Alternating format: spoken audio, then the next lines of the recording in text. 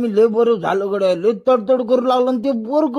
ते झोपलेलं होतं, बरं वाटलं मला. पण त्याची माय पण झोपली होती. तिच्या शेजारी दुसरा एक कोण माणूस होता का, ते पण झोपलं. आजूबाजूचे सगळे माणसं झोपलेले होते. मी म्हणलं माय मी काय गड्या, मी उठून पाहिलं तर सगळे डबा झोपलेला आणि मेल्यासारखा पडलेला. मी म्हणलं माय मी वेगळंच काहीतरी दिसायला लागले. आणि मग मला लगेच आवाज आला पहा.